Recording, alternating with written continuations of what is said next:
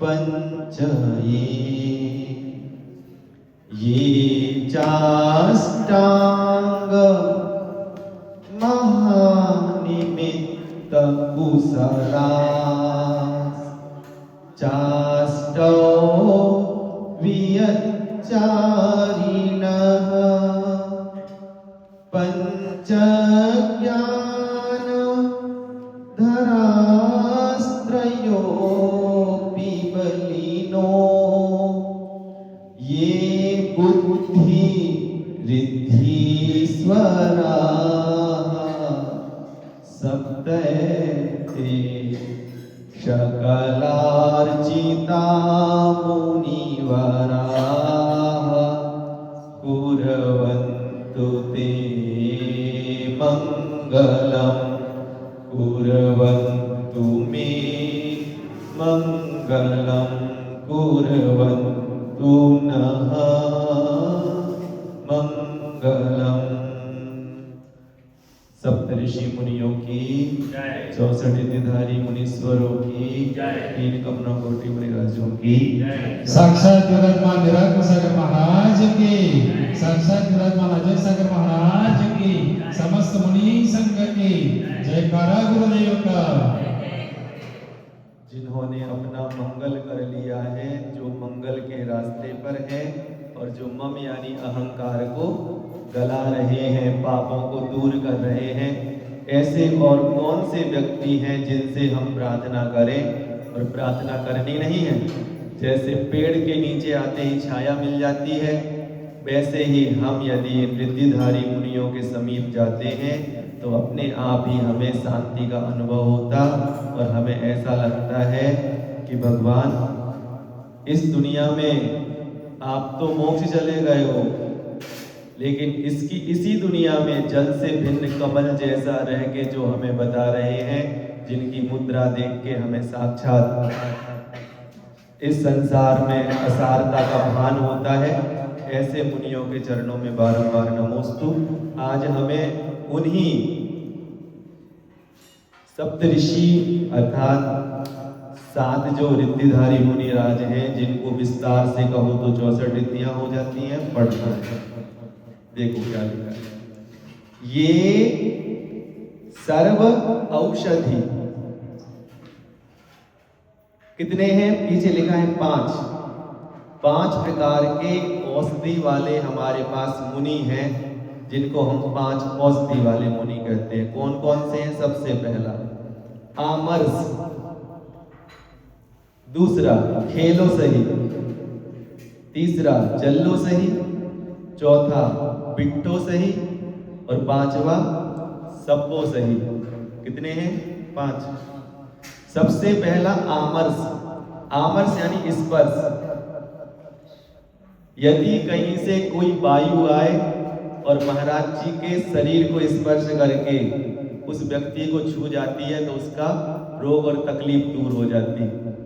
सुनते हैं, जिसने अष्टमी चतुर्दशी के दिन हिंसा नहीं करने का नियम लिया था, उस चांडाल को किसी सर्प ने काट दिया और व्रत समझ के, इतने भी उनके पास पैसे नहीं थे कि जला दे, वो किसी शमशान भूमि में डाल के उनके परिवार के लोग आ गए थे। और रात में ही जैसे महाराज जी वहां ध्यान कर रहे थे और अचानक ही उस व्यक्ति का विष अपने आप उतर जाता है और वह व्यक्ति चारों ओर देखता है कि यहाँ पे ऐसी कौन सी दवा है जिसके कारण मेरा रोग दूर हुआ। सुनते हैं, उसको सामने तेजस्वी नग्न दिगंबर मुद्रा के धारी शांत सौम्य महाराज बैठे हुए दिखाई दिए, जो बात नहीं कर रहे थे लेकिन कर रहे थे, अपने अंतरंग से, अपनी आत्मा से और परमात्मा से बात कर रहे थे। विद्वान कहते हैं, हो अर्ध निशा का सन्नाटा, वन में बनचारी चरते हो, तब शांत निराकुल मानस तुम तत्वों का चिंतन करते हो। सुनते हैं, रात में चोर जागते हैं, लेकिन चोरों से बचने के लिए विषय चोर बहु फिरत हैं, उनसे बचने के लिए और कौन जागता है? एक संत जागते हैं। संत कभी सोने का उपक्रम नहीं करते, क्योंकि वह निप्रमादी होते हैं। छठवें गुण स्थान का नाम है जिसमें प्रमाद छू नहीं जाए। इसलिए हमें ध्यान रखना चाहिए कि हमें जितना भी समय मिले, यदि हम वहां पे पहुंच नहीं पा रहे हैं अपनी मंजिल तक, तो जो अपनी मंजिल को पहुंचने के लिए तैयार है उनका गुणगान गा के हमें अपना कल्याण का भाव रखना चाहिए। तो ये जो चांडाल है वो सीधा उठा और उठ के कहाँ गया? उठ के महाराज जी के चरणों में गया। महाराज जी को डिस्टर्ब नहीं कर रहा है, शांति से वो बैठ गया है और महाराज जी के अंगूठों को देख के वहीं बैठा है।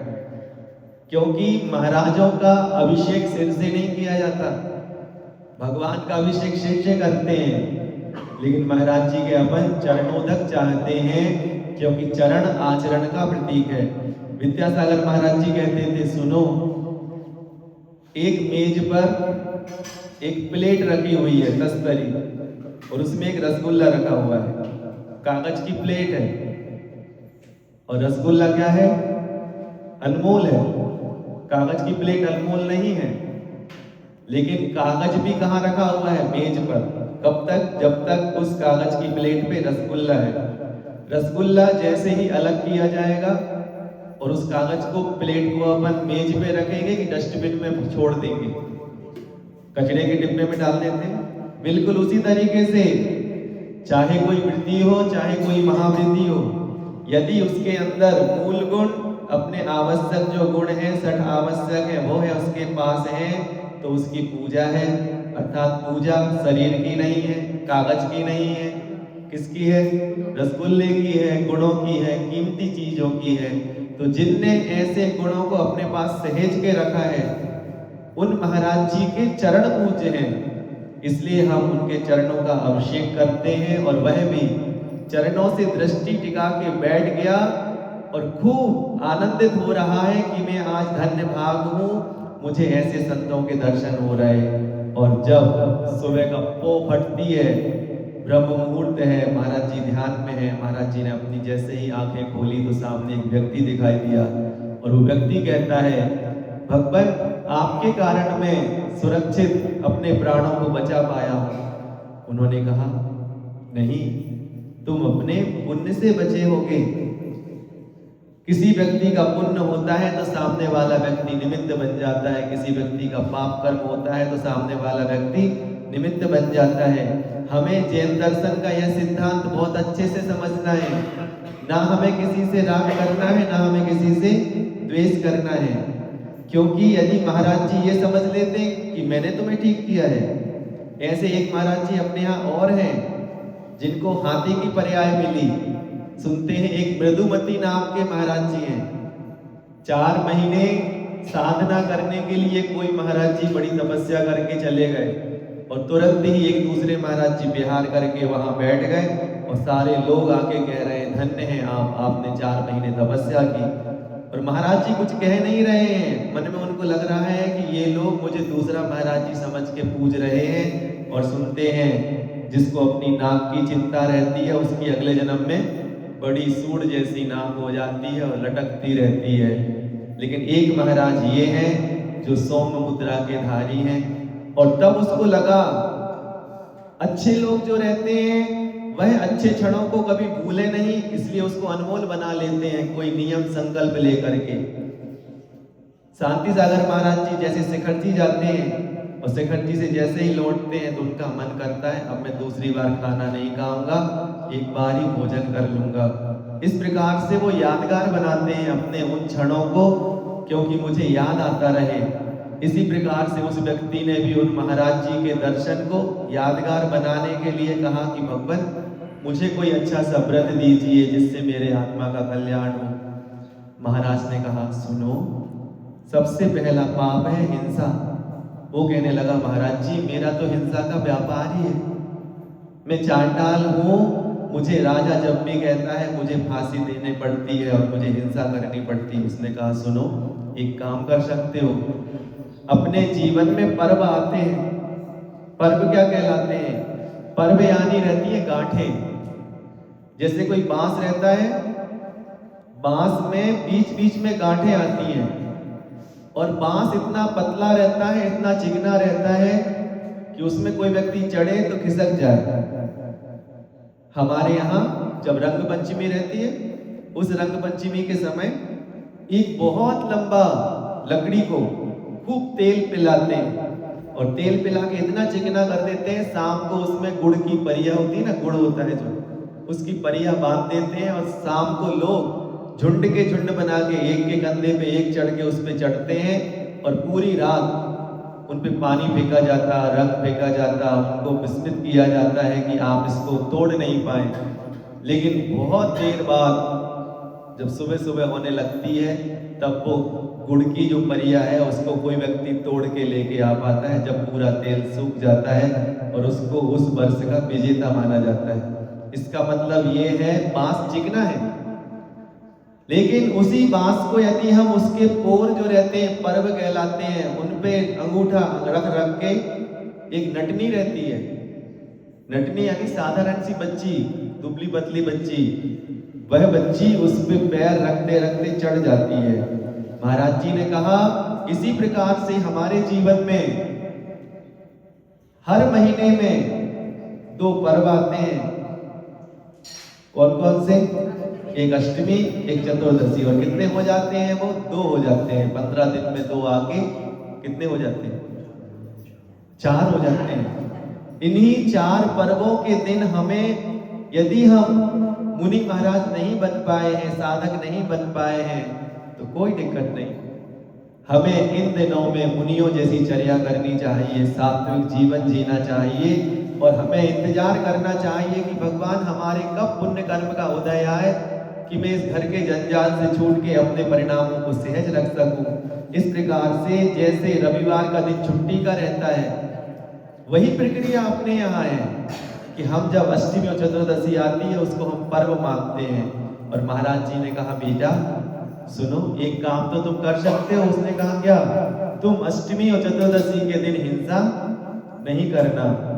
और मालूम, जब किसी का पुण्य कर्म का उदय रहता है वो हामी भरने में देर नहीं लगाता, और जब किसी का दुर्गति का पात्र बनना होता है तो उसको कई बहाने आते हैं। उसने कुछ नहीं कहा, वो ये भी कह सकता था कि महाराज मैं तो एक किंकर हूं, मैं किसी का दास हूं, किसी का सेवक हूं, और आप मुझे ऐसा नियम दे रहे हैं जिसमें मेरा ही गला कट सकता है, क्योंकि मैं अपने यदि राजा की बात नहीं मानूं, मैं अपने से बड़ों की बात नहीं मानूं, मैं तो गरीब हूं। लेकिन नहीं, उसने कहा महाराज जी ने जो कहा है उनकी बात में जरूर कोई राज छिपा होगा, और चुपचाप उसने ग्रहण कर लिया और महाराज जी ने उसको नमोकार मंत्र दिया। आचार्य जी कह रहे हैं कि ये नमोकार मंत्र अपने आप में बड़ा अनूठा है। जब भी किसी सती पे उपसर्ग आया, जब भी किसी व्यक्ति पे उपसर्ग आया, उसने सबसे पहले क्या कहा? नमो अरिहंताणम। और हमें भी विश्वास रखना चाहिए, जैसे हम उठते हैं सुबह, मैं तो ये कहूँ अपने बिस्तर को छोड़ने के पहले ही जिस व्यक्ति को याद आ जाए कि मुझे दुनियादारी के काम करने हैं, कर लूंगा, कोई दिक्कत नहीं है, कोई काम छूटा नहीं जा रहा, लेकिन मुझे प्रमुख क्या है? मुझे प्रमुख नमो अरिहंताणम। और यहाँ आंख बंद करके जो नमो अरिहंताणम कह के उठता है और नमो अरिहंताणम कह के ही सोता है, वह जीव अपने आप में जल से भिन्न कमल रह लेता है। इस प्रकार से जब उनने पंच नमस्कार मंत्र के बारे में बताया तो उस व्यक्ति ने उनको ग्रहण कर लिया। और जिस दिन अष्टानी का पर्व लगे हुए हैं, उनमें जब कोई व्यक्ति मांस का सेवन करता है और उनका राजा का बेटा ही है, वो छुप के उसने ऐसा काम किया, और जब कोई व्यक्ति राजा का सैनिक आया और कहने लगा कि इनको आज दंड देना है और कहाँ आओ, आप राजमहल में चलो, लेकिन उसने देखा कि आज तो चतुर्दशी है। सुनते हैं उसने पत्नी से कह दिया कि सामने वाला व्यक्ति आ रहा है, राजा आज्ञा लेके आ रहा है, मेरे ऊपर कोई उपसर्ग आ सकता है, तो मुझसे क्या कह देना ये कहीं गांव गए हैं, दूसरी जगह गए हैं। लेकिन देखो, लोभ बड़ा ही खतरनाक रहता है। सैनिक ने कहा अरे कितना अभागा है। सुनते हैं मरे हुए जीव के ऊपर जितने भी आभूषण रहते हैं, जितना भी कपड़ा रहता है उसका अधिकार किसका रहता है? चांडाल का। इसलिए विद्यासागर जी कहते थे, सुनो, मरने से पहले अपने नाम पे जो जो चीज है वो यदि हम परिवार वालों को दे गए तो हम निश्चिंत होके गए, और नहीं तो मरने के बाद हमारे परिवार वालों को हमारी उंगली को काट के अंगूठी उतारनी पड़े तो उसमें अपन को चोरी का दोष लगेगा, क्योंकि मरने के बाद जो चीज है वो किसकी है? वो चीज चांडाल के अधिकार की है। लोग मुझसे एक दिन पूछने लगे, महाराज जी अपन लोग निर्माल्य रहती है ना, तो यदि हम कहीं भोजन करने जाते हैं और वहां मंदिर के पैसे से यदि भोजन किया जाता है तो हमें निर्माल्य का दोष लगेगा कि नहीं? उसका एक प्रश्न था, सबका प्रश्न हो सकता है ना। मैंने उससे यही कहा, सुनो, इसे निर्माल्य नहीं कहते हैं। निर्माल्य में किसी का अधिकार छिनता है तब उसको निर्माल्य कहते हैं, क्योंकि आप मंदिर के पैसों की ही किताब का उपयोग कर रहे हैं। पैसे मंदिर के होते ही नहीं है, पैसे किसी व्यक्ति विशेष के रहते हैं। वह व्यक्ति मंदिर के कार्यक्रम के लिए पैसे देता है। यदि यहाँ की बिजली का भी अपन ऐसा लगाने लगे कि मैं मंदिर में आके पंखा चला रहा हूं तो उसका भी मुझे दोष लगेगा। पैसे क्योंकि मंदिर के ही भरे जा रहे हैं, मंदिर का कोई पैसा नहीं है। लेकिन हाँ, जिस पे माली का अधिकार रहता है वो द्रव्य यदि अपन अपने उपयोग में ले लेते हैं तो उसका अधिकार छीना गया, इसलिए उसे क्या कहते हैं? निर्माल। यदि अपन चिटाई का भी पैसा लगाने लगे और गुल्लक में डालने लगे, नहीं, चिटाई किसने भेजी? चिटाई हमारे पैसे की तो है, गृहस्थ के ही पैसे की होगी। इस प्रकार से हमें ध्यान रखना है बड़ी सहजता के साथ। यदि अपन इतने सूक्ष्म तरीके से बुद्धि लगाएंगे तो अपन रह ही नहीं पाएंगे, अपन पागल जैसे हो जाएंगे। मंदिर किसी का नहीं है, बल्कि मैं तो ये कहता हूं, मंदिर का हर पैसा, मंदिर की जो जितनी जमीन रहती है, जायदाद रहती है ना, वो जितनी बढ़ती जाती है उतना ही लोभ बढ़ता जाता है कि मैं पद पे आ जाऊं, मैं पद पे आ जाऊं। एक जगह ऐसा ही हुआ, बहुत सारी दुकानें हैं उसके, और वो व्यक्ति लड़ने के लिए उस अध्यक्ष पद के लिए लाखों रुपए खर्च कर देता है कि मुझे ही बनना है। क्यों बनना है? क्योंकि उसने धांधली करके रखी है, अपने रिश्तेदारों को वो दुकानें 20 रुपए महीने पे दे के रखी है, क्योंकि पुराने जमाने का 20 रुपए बहुत होता था और आज 20,000 रुपए की कीमत है। तो वो क्या करता था? लाखों रुपए कमा के भी क्या बनना चाहता था? अध्यक्ष बनना चाहता था। इसलिए मैं तो ये कहूं, एक बहुत अच्छी बात है। पहले के लोग क्या करते थे? पहले के लोग अपने मंदिर में आने वाली सारी सामग्री को गरीबों में बांट देते थे। उनको लगता था मेरे यहाँ पत्थर की मूर्ति रहे, चांदी की, सोने की मूर्ति नहीं रहे, लोग सुरक्षा कौन करेगा? इसलिए तुमने कभी देखा होगा, खजुराहो जाना, खजुराहो के मंदिर में पत्थर अंदर लगे हुए हैं, काले काले, बिना तरासे हुए, बाहर नक्काशी है थोड़ी सी। वो ये कह रहा है कि मंदिर में भगवान से ज्यादा कीमती चीज कोई नहीं होना चाहिए, और भगवान भी सोने के कीमती नहीं है। जैसे माँ रहती है कोई, माँ चाहे अंधी हो, काली हो, बूढ़ी हो, कुबड़ू हो, छोटे कद की हो, कोई व्यक्ति ने कभी उसका अपमान नहीं किया। उसको अपनी मम्मी को कैसा समझता है? भगवान से बढ़ के समझता है। हर व्यक्ति की कीमत नहीं होती, लेकिन माँ की कीमत होती।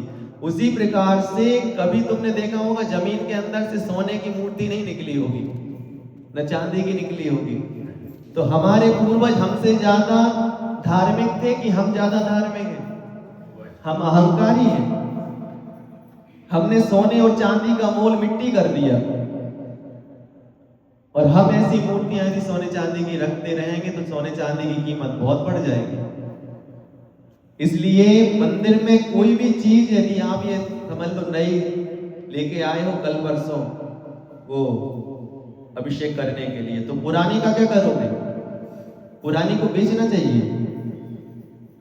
यदि हम रख के एक अलमारी यहाँ रख दी, एक पुरानी यहाँ रख दी, एक वहां रख दी, कचरा ही इकट्ठा करते रहेंगे तो मंदिर हमें नेगेटिव एनर्जी देने लगेगा। आपको मंदिर में ज्यादा चीजें नहीं रखनी। यदि हम ज्यादा चीजें रखेंगे, भगवान से सुंदर चीजें रखेंगे तो लोगों की दृष्टि उस पे जाएगी। पहले के लोग साधारण सा मंदिर, कोई मंदिर देखने नहीं आया है, समय खराब करने नहीं आया है यहाँ। उसके घर में कोई चीजों की कमी थोड़ी ना है, वह तो इन भगवान को देखने आया है। और भगवान की मुद्रा ही इतनी अद्भुत रहती है, नासा दृष्टि रहती है कि हमारी आंखें उस पर टिक जाती हैं। इसलिए हमें ध्यान रखना है, मंदिर में कोई साज के सवर के नहीं आता, यहाँ पे कोई गहने पहन के नहीं आता। क्योंकि यदि हमने किसी की दृष्टि अपने ओर आकर्षित कर ली तो हमें कितना भगवान के अवढ़वाद का पाप लगेगा। हमें ऐसा भी हो सकता है कि जो व्यक्ति अपने पास 5 मिनट लेके आया था, उसके 4 मिनट हमने छीन लिए, वो 1 मिनट भी भगवान को नहीं देख पाया। इसलिए हमेशा ध्यान रखो, बड़े सहज बन के अपने यहाँ अपरिग्रहवाद जो है, अपरिग्रह जिसको पाप कहते हैं, वो आज हमने मंदिर में पूरे कचड़े के रूप में भर के रखा है। जहां देखो वहीं हम किसी भी व्यक्ति की फोटो लगा लेते हैं और उस फोटो को निकालना कठिन है। तुम्हें पता है, आचार्य विद्यासागर जी का मानना था कि किसी भी व्यक्ति की समाधि होने के बाद उसका चबूतरा मत बनाओ। तुम यदि चबूतरे बनाने लगोगे तो कब्रिस्तान और अपने यहाँ में अंतर नहीं पड़ेगा। कब्रिस्तान को कोई मिटा नहीं सकता। कोई लाल पत्थर रख देता है, बड़ी सहजता से रख देता है, लेकिन लाल पत्थर को हटाने में नानी याद आती है।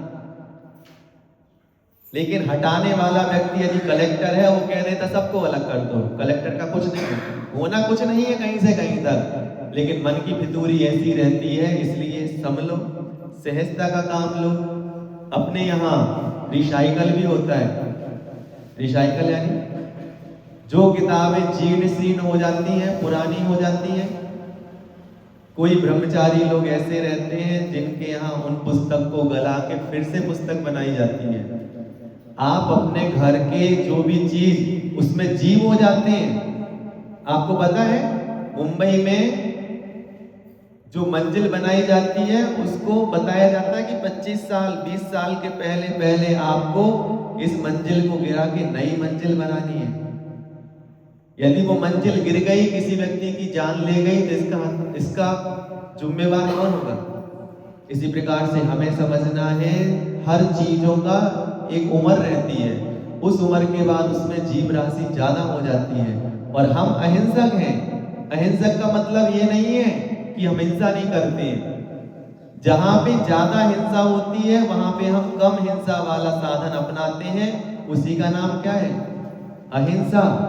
इसलिए जैनों के हर अक्षर में अहिंसा, असत्य, झूठ नहीं लिखा। झूठ शब्द क्या छोटा सा है, 2 शब्द का शब्द था, 3-4 शब्द क्यों रखे? इसलिए रखे, सत्य का मतलब होता है कुछ भी झूठ नहीं बोलना। लेकिन असत्य का मतलब होता है जहां हिंसा पे आंच आएगी वहां हम झूठ भी बोल देंगे। यदि कोई व्यक्ति हमारी परीक्षा लेने के लिए आया और कह रहा है, मेरे सामने उसने एक चिड़िया को पकड़ा और अपने हाथ में ले लिया और कह रहा है, बताओ चिड़िया मरी है कि जिंदा? यदि हम कहेंगे जिंदा है तो उसको मारने में देर नहीं लगेगी। यदि हम ये कह देते हैं कि मरी है तो वो तो खुश हो जाएगा और उड़ा देगा। हमने असत्य बोला। सामने ही कोई व्यक्ति बैठा हुआ है, हम बैठे हुए हैं और हमने देखा एक व्यक्ति चाबुक लेके आ रहा है और सामने एक बकरी गई हुई है। वो पूछ रहा है, क्यों भैया बकरी यहाँ से गई है? यदि हम ये कह देंगे हाँ बिल्कुल अब भी देखी मैंने, तो वो उत्साह के साथ दौड़ के जाएगा और उसको पकड़ेगा, चाबुक मारेगा। यदि हमने कह दिया नहीं भैया हमें नहीं पता, मैं जब से यहाँ बैठा हूँ तब से नहीं गई, ये भी नहीं कहना, संभलना भी नहीं, सीधे बोल देना, कहना भैया हमने देखी ही नहीं, यहाँ से गई ही नहीं। देखने की बात अलग है, यहाँ से गई ही नहीं। आपको उसमें झूठ का पाप नहीं लगेगा। इसलिए क्या लगाया गया है? असत्य। ईसत सत्य अर्थात थोड़ा सत्य है, उसको सत्य कहते हैं हम। इस प्रकार से अपन जब समझेंगे तो अपने पास सहजता आएगी। तो मैं बता रहा हूं, 5 प्रकार की क्या है औषधियां। सबसे पहले आमर से, उसको कहते हैं आमो सही। दूसरा है खेलो सही। खेल यानी होता है कफ, जो छोटे छोटे जीवन से खेल जाता है, उसका नाम है खेल। संस्कृत में खेल यानी जो जिंदगी से खेल देता है। लेकिन हमारा कफ जो रहता है, इसलिए तुमने कभी देखा होगा साधु लोग कभी कफ डालते हैं और पुराने बुजुर्ग लोग उसमें धूल डाल देते थे। धूल डालने से क्या होता था? धूल डालने से छोटे छोटे नादान जिनके पास मन नहीं है, चींटी है, मक्खी है, वह उनको रस समझ के जाती हैं और उसमें अपने पैर फंसा लेती हैं। उनसे बचने के लिए हमारे बुजुर्ग क्या डाल देते थे? कफ में धूल डाल देते थे। लेकिन आज हमें इतना कुछ ख्याल ही नहीं रहता है। हम तो मस्ती में चलते हैं और कहीं भी कप डाल के आ जाते हैं, उसके बाद क्या होने वाला है ये हमें चिंता नहीं रहती। लेकिन महाराज जी को कभी कफ नहीं बनता, वो वात पित्त और कफ से अनुकूल रहने वाला भोजन करते हैं। वो कभी औषधालय नहीं जाते, उनका भोजन ही दवा खाना है। वो जब दवा खाने का नाम पढ़ के आते हैं तो वो कह रही है दवा ही खाना ही दवाई है। लेकिन अपन क्या करते हैं? दवा में क्या रहता है? बकरी का वा कि वजन का वा? कौन सा वा रहता है? दवा में वजन का वा रहता है ना? और हिंदी में यदि बकरी का वा कर दो तो क्या अर्थ होता है? दवा यानी दवा दवा के। हम दवा दवा के खाते हैं और साधु दवा समझ के भोजन को खाते हैं, इसलिए उनका वात पित्त कभी नहीं बढ़ता। लेकिन कभी पूर्व कर्म के बस से, क्योंकि साधु का भोजन कैसा रहता है? दूसरों पर निर्भर करता है। और एक साधु ऐसे भी रहते हैं जो मना नहीं करते, आप कुछ भी दोगे, उनका एक नियम रहता है, आप पानी देते रहोगे, पानी लेते रहेंगे। और कभी यदि उनको ऐसा योग मिल गया जिससे उनको सर्दी हो गई और कफ निकल गया, और साधु कोशिश करते हैं कि अपने कफ को अंदर ही रखें, लेकिन कभी कभी छींक ऐसी आती है कि मुंह में जो कफ आया वो नीचे गिर जाता है, तो वो कफ भी क्या बन जाता है? औषधि बन जाता है। उसको स्पर्श करने वाली हवा कहीं से निकले या किसी व्यक्ति का पैर पड़ जाए, इस तरीके से वो औषधि है। तीसरी औषधि का नाम है जल्लो सही।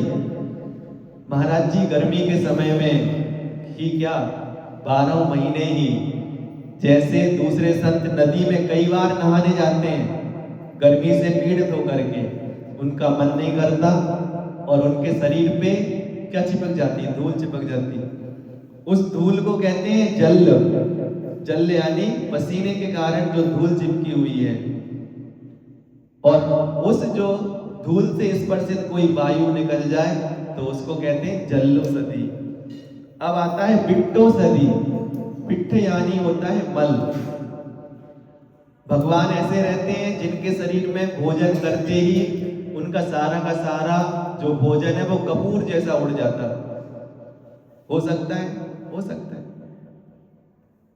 लेकिन हर किसी के पास ऐसी शक्ति नहीं रहती। साधु जो रहते हैं, ऐसे रिद्धिधारी मुनि रहते हैं जिनका थोड़ा सा भी मल, आंख का मल है, कान का मल है, कोई भी मल है, वो यदि डला रहता है तो उसके पास ऐसी विशुद्धि रहती है कि उससे छू के कभी कोई जीव यदि रहता है तो वह स्वस्थ हो जाता। और 5वें नंबर का है सर्पो सही।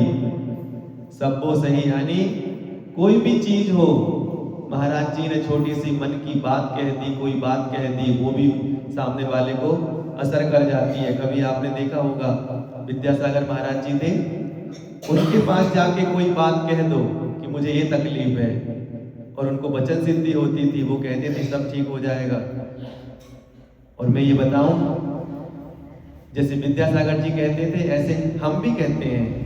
घर के बुजुर्ग लोग रहते हैं, बड़े लोग रहते हैं, उनका भी मन करता है। किसी व्यक्ति ने कहा भैया ऐसा हो गया, चिंता नहीं करो सब ठीक हो जाएगा, और बड़े लोगों का ऐसा आशीर्वाद लग जाता है। अपने महाराज जी कुछ दिन पहले जब बिहार कर रहे थे तो 4 लोग लगते थे, उनको ऐसे पकड़ के जाना पड़ता था।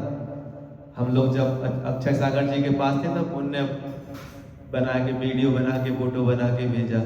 और समय सागर महाराज जी से एक बार उनने कहा कि महाराज जी अब मेरी शक्ति नहीं है, मैं तो समाधि लेने के लिए अग्रसर हूँ।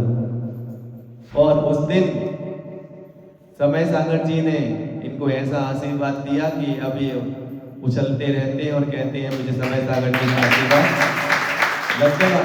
इसका मतलब ये है सामने वाले व्यक्ति को वचन सिद्धि हो जाती है, आप जो कहते हो वो हो जाता है। इसलिए अपन को ध्यान रखना है, अपने जो वचन है ऐसे सहज और सरल निकालो, कम से कम बोलो, क्योंकि जितने भी अक्षर हैं अ, ई, उ, ये सारे के सारे से ही जिनवाणी बनी है और इन्हीं से गाली बनी है, इन्हीं से अपशब्द बना है। इसलिए कम बोलने से कभी कोई हानि नहीं हुई किसी को, ज्यादा बोल के हमेशा अफसोस रह जाता है कि नहीं कहते तो क्या था। लेकिन अब अपन जैसे तीर निकाल देते हैं ऐसे ही वचन निकल जाते हैं और वचन फिर लौटते नहीं है, फिर अफसोस रह जाता है। आप कितनी ही क्षमा मांग लेना। गुरुदेव कहते थे यदि हमने एक दीवार में एक कील गोपी है, किसमें? धूल में गोपी है, मिट्टी में गोपी है, दीवार में गोपी है, कि अपन ने और कहीं जाके पत्थर में गोप दी कील। अब अपन कील को निकाल लो, धूल की कील निकाल लो, मिट्टी की निकाल लो, दीवार की निकाल लो और पत्थर की निकाल लो, बताओ क्या छेद जल्दी से भर जाएगा? धूल का भर सकता है हवा चलने पे, मिट्टी का भर जाएगा पानी गिरने पे, दीवार का भी शायद 2, 4, 5, 10 साल में भर जाए, क्योंकि दीवार झरती रहती है। पत्थर कभी नहीं झरता, पत्थर का छेद जो है कई दिन तक बना रहता। फिर हम तुरंत आके क्षमा मांगते। लेकिन ये तो बताओ आपने उस दिन जो कील गोपी थी वो कहाँ गोपी थी? धूल में तो कोई कील गोपता ही नहीं है। सब लोग दीवार में कील गोपते हैं या फिर पत्थर में गोपते हैं। और जल्दी से आके महाराज जी क्षमा कर दो, किसी व्यक्ति से कहते क्षमा कर दो। कैसे कर दो क्षमा? क्षमा उसी जिस गृद्धता के साथ अपन ने कील गोपी थी उसी विशुद्धि के साथ यदि तुम निकालोगे तो शायद निकल जाए। इसलिए हमेशा ध्यान रखना है, ज्यादा बोल के बाद में अफसोस करने से अच्छा है बोलने के पहले थोड़ा समझ जाओ। थोड़ा सा व्यक्ति अपन को कमजोर समझेगा ना, समझ लेंगे तो। क्षमा सागर महाराज जी बहुत अच्छी बात कहते हैं।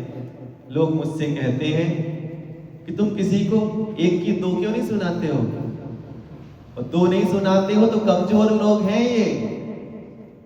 सामने वाला मजबूत हो जाता है, सामने वाला और बलवान हो जाता है, कल वो और शक्ति लगा के आता है, तुम्हें और गुस्सा दिलाता है।